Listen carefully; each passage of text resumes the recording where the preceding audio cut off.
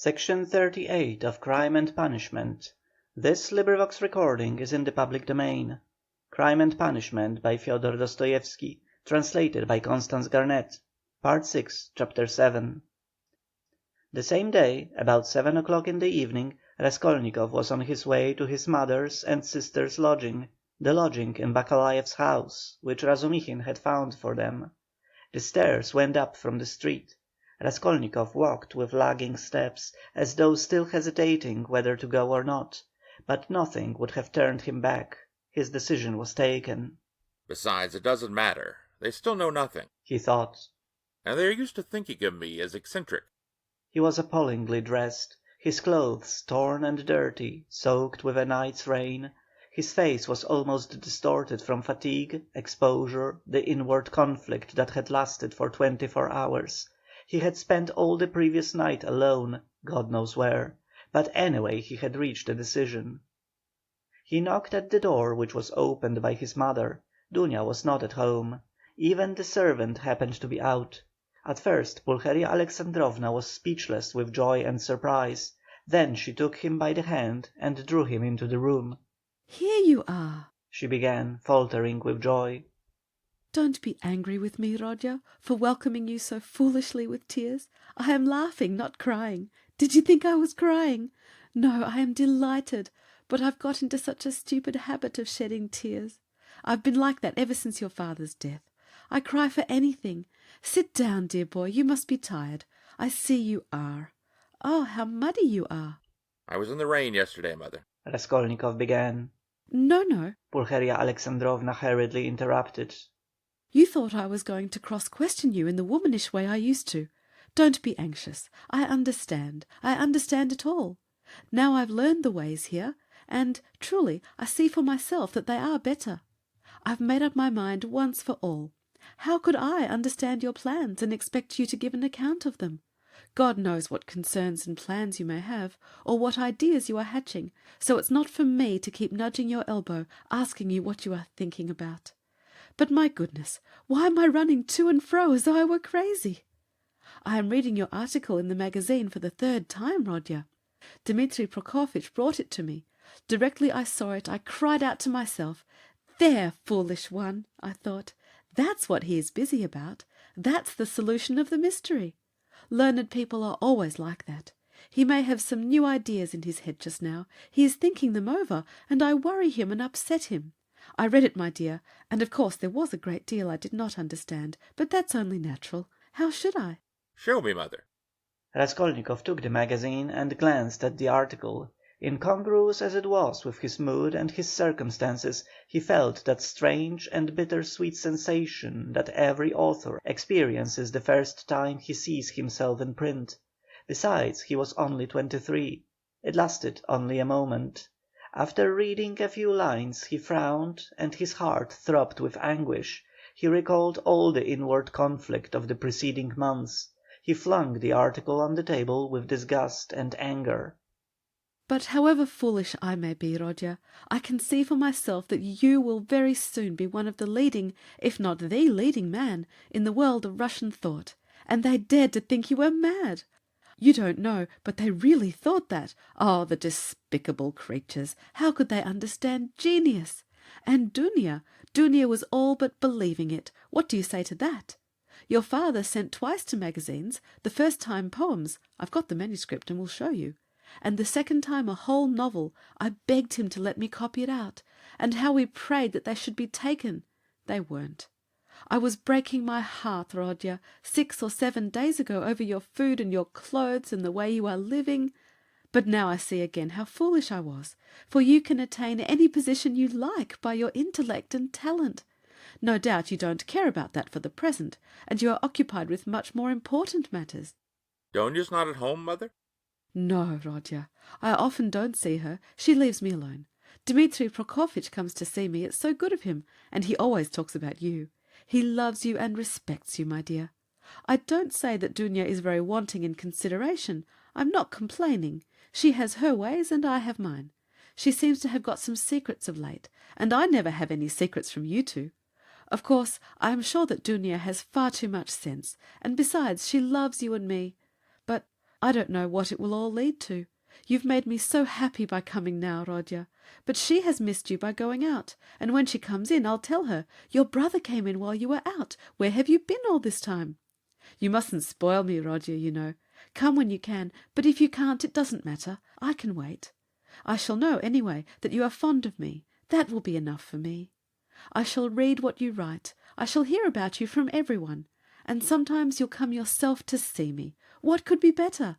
Here, you've come now to comfort your mother. I see that. Here Pulcheria Alexandrovna began to cry. Here I am again. Don't mind my foolishness. My goodness, why am I sitting here? She cried, jumping up. There is coffee, and I don't offer you any. Ah, that's the selfishness of old age. I'll get it at once. Mother, don't trouble. I am going at once. I haven't come for that. Please listen to me. Pulcheria Alexandrovna went up to him timidly. Mother, whatever happens, whatever you hear about me, whatever you are told about me, will you always love me as you do now? He asked suddenly from the fullness of his heart, as though not thinking of his words and not weighing them. Rodya, Rodya, what is the matter? How can you ask me such a question? Why, who will tell me anything about you? Besides, I shouldn't believe anyone. I should refuse to listen. I have come to assure you that I have always loved you, and am glad that we are alone. Even glad Donia is out. He went on with the same impulse. I have come to tell you that, though you will be unhappy, you must believe that your son loves you now more than himself, and that all you thought about me, that I was cruel and didn't care about you, was all a mistake. I shall never cease to love you. Well, that's enough. I thought I must do this and begin with this. Pulcheria Alexandrovna embraced him in silence, pressing him to her bosom and weeping gently. I don't know what is wrong with you, Rodya, she said at last. I've been thinking all this time that we were simply boring you, and now I see that there is a great sorrow in store for you, and that's why you are miserable. I've foreseen it a long time, Rodya. Forgive me for speaking about it. I keep thinking about it, and lie awake at nights. Your sister lay talking in her sleep all last night, talking of nothing but you. I caught something, but I couldn't make it out. I felt all the morning as though I were going to be hanged, waiting for something, expecting something, and now it has come. Rodya, Rodya, where are you going? You are going away somewhere? Yes. That's what I thought. I can come with you, you know, if you need me. And Dunya, too, she loves you dearly. And Sofya Semyonovna may come with us if you like. You see, I am glad to look upon her as a daughter even. Dmitri Prokofitch will help us to go together. But where? Are you going? Goodbye, Mother. What, today? She cried, as though losing him forever. I can't stay. I must go now. And can't I come with you? No. But kneel down and pray to God for me. Your prayer, perhaps, will reach him. Let me bless you and sign you with the cross. That's right. That's right. Oh, God, what are we doing? Yes, he was glad. He was very glad that there was no one there, that he was alone with his mother. For the first time after all those awful months his heart was softened. He fell down before her, he kissed her feet, and both wept, embracing. And she was not surprised, and did not question him this time. For some days she had realized that something awful was happening to her son, and that now some terrible minute had come for him. Rodya, my darling, my firstborn, she said, sobbing. Now you are just as when you were little. You would run like this to me and hug me and kiss me. When your father was living and we were poor, you comforted us simply by being with us. And when I buried your father, how often we wept together at his grave and embraced as now. And if I've been crying lately, it's that my mother's heart had a foreboding of trouble. The first time I saw you that evening, you remember, as soon as we arrived here, I guessed, simply from your eyes. My heart sank at once. And today, when I opened the door and looked at you, I thought the fatal hour had come. Rodya, Rodya, you are not going away today. No. You'll come again? Yes, I'll come. Rodya, don't be angry. I don't dare to question you. I know I mustn't. Only say 2 words to me. Is it far where you are going? Very far. What is awaiting you there? Some post or career for you? What God sends. Only pray for me. Raskolnikov went to the door, but she clutched him and gazed despairingly into his eyes. Her face worked with terror. Enough, mother. Said Raskolnikov, deeply regretting that he had come. Not forever. It's not yet forever. You'll come tomorrow? I will. Goodbye. He tore himself away at last. It was a warm, fresh, bright evening. It had cleared up in the morning. Raskolnikov went to his lodgings. He made haste. He wanted to finish all before sunset. He did not want to meet anyone till then. Going up the stairs, he noticed that Nastasia rushed from the samovar to watch him intently. Can anyone have come to see me? He wondered. He had a disgusted vision of Porfiry, but opening his door he saw Dunya. She was sitting alone, plunged in deep thought, and looked as though she had been waiting a long time. He stopped short in the doorway. She rose from the sofa in dismay and stood up facing him. Her eyes, fixed upon him, betrayed horror and infinite grief. And from those eyes alone he saw at once that she knew. Am I to come in or go away? He asked uncertainly. I've been all day with Sofya Semyonovna. We were both waiting for you. We thought that you would be sure to come here. Raskolnikov went into the room and sank exhausted on a chair. I feel weak, Donya. I am very tired. And I should have liked at this moment to be able to control myself. He glanced at her mistrustfully. Where were you all night? I don't remember clearly.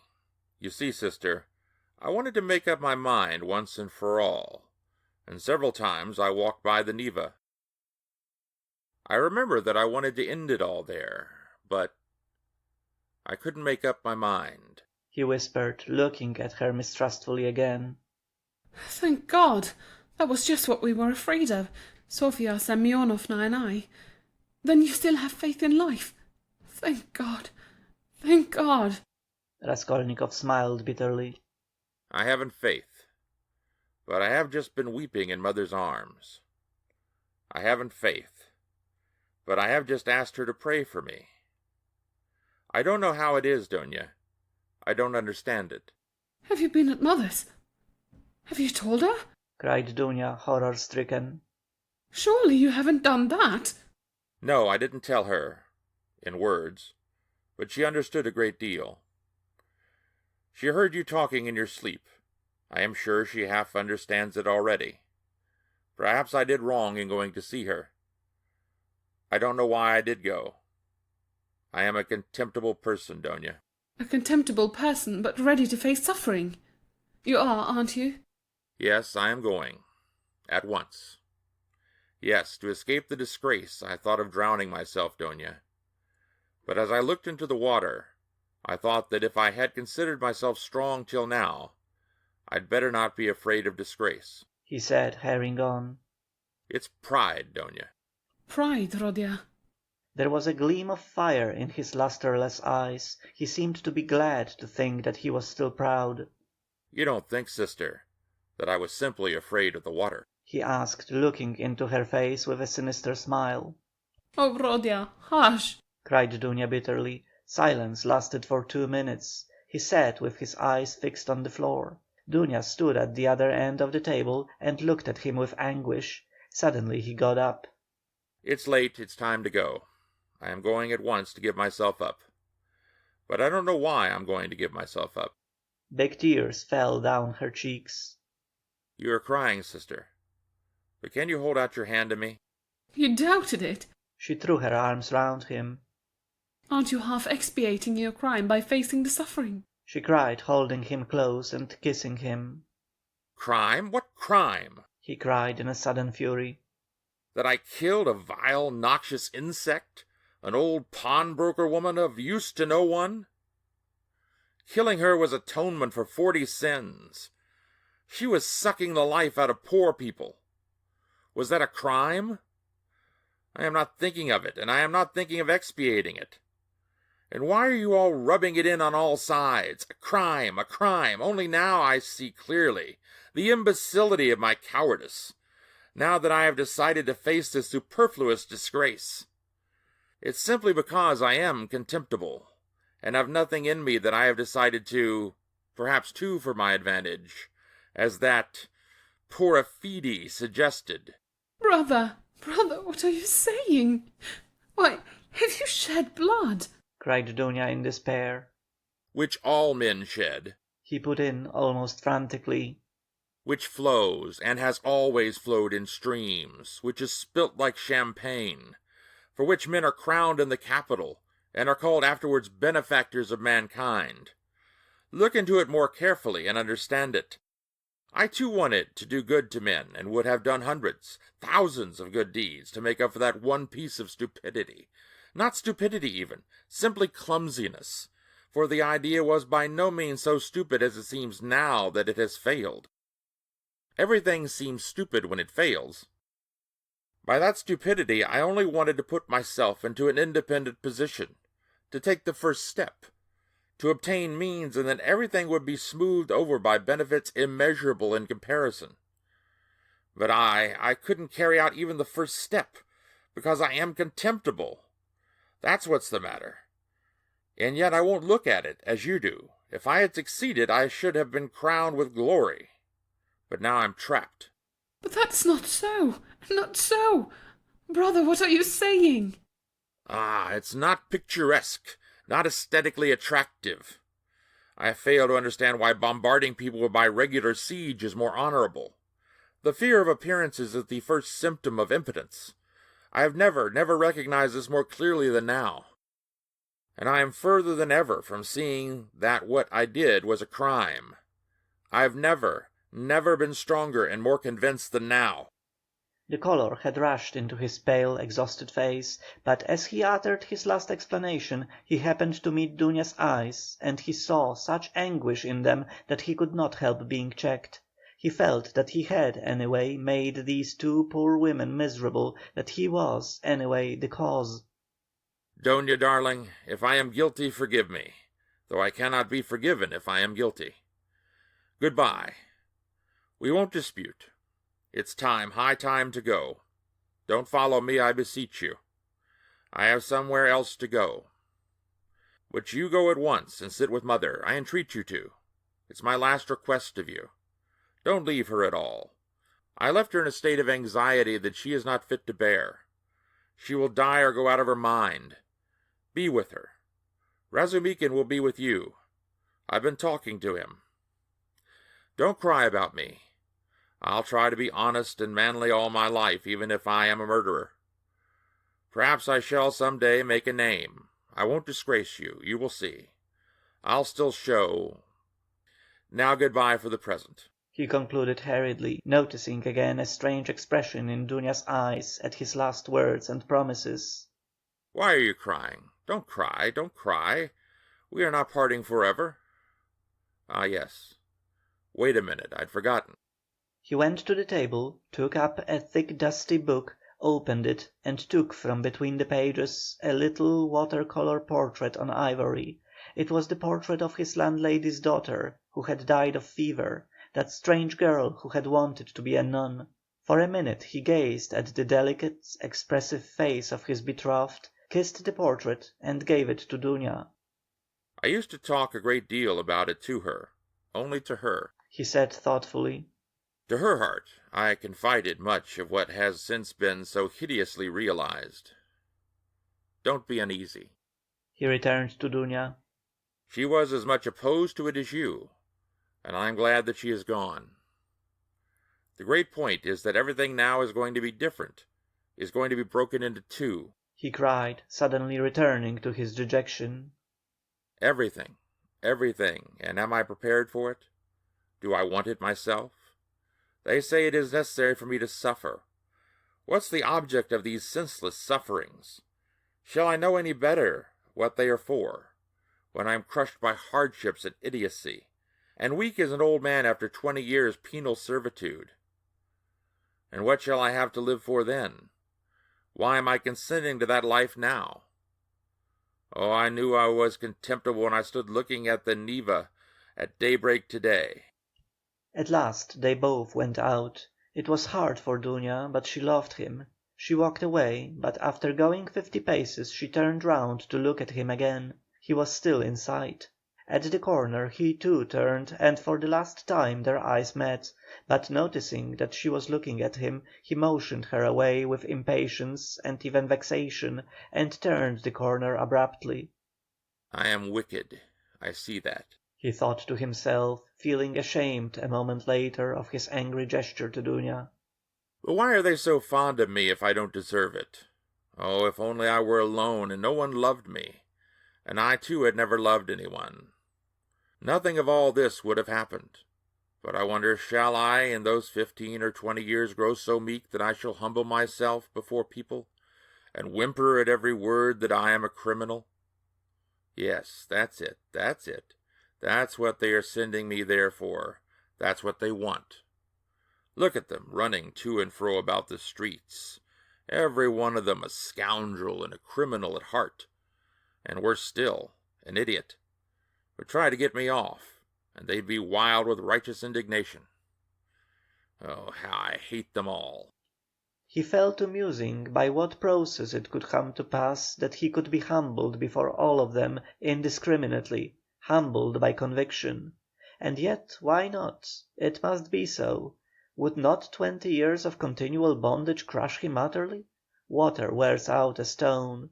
And why? Why should he live after that? Why should he go now, when he knew that it would be so? It was the 100th time, perhaps, that he had asked himself that question since the previous evening, but still he went.